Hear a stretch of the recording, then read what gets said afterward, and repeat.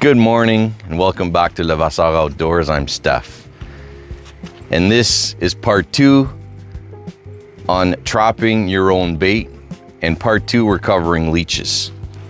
So the same rules apply to leeches as they do for minnows. You're allowed 1 trap per licensed angler. Your trap has to be identified with your name and your address.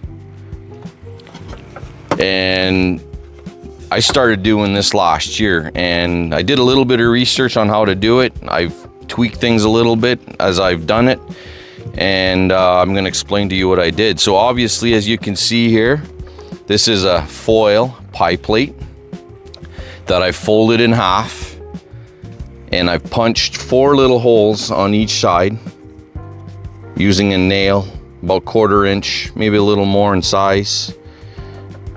And then I punctured a hole at the top. This is where I've got an old clip from a minnow trap that I use to tie it. And then I use Acco clips. You know, these little Acco clips to hold the pie plate close. When I started doing this last year, I was using liver. And I was spending, $10, $15 in liver every weekend. And the liver soaks for, a day or 2, and it gets saturated and less effective.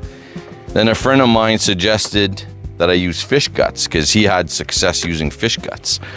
So I started doing that, and it stays effective for longer, and I'm already catching fish, so I have the fish guts. So I saved a few bucks, and I got more efficient at it. So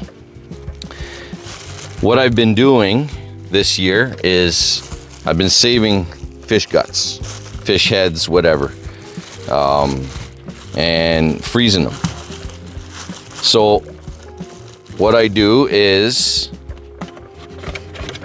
I place the fish head inside the pie plate. I usually throw a little rock in there just to give it some weight so it sinks easier.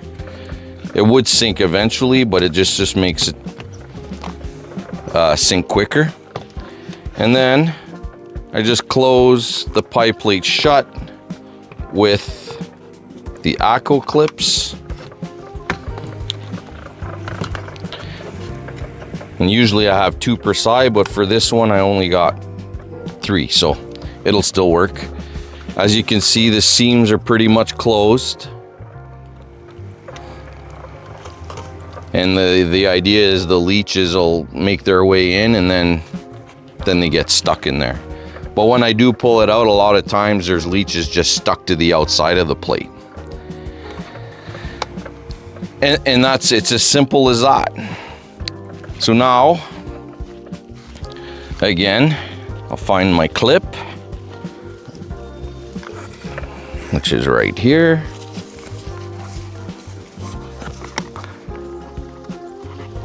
And similar to the minnow trapping, things have really slowed down here. Today is July 25th, and I don't know if this vegetation impacts anything, but hopefully we can get a few so I can show how they usually work. So I'm gonna stick that in about the same as the trap. I like it in about 18 inches to 2 feet of water.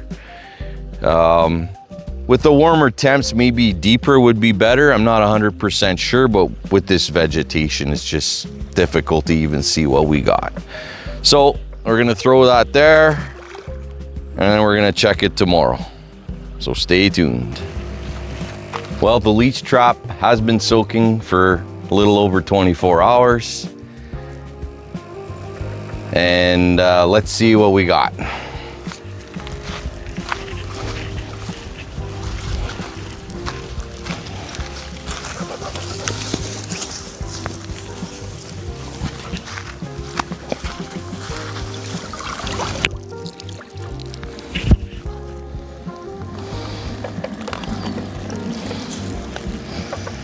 We got one stuck to the outside here.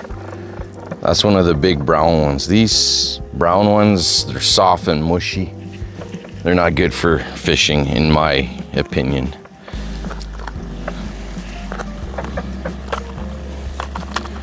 So as I said, in my other video and in day one of this. Things have really slowed down for both leeches and minnows. So I just remove the aqua clips like so, and then you open her up, and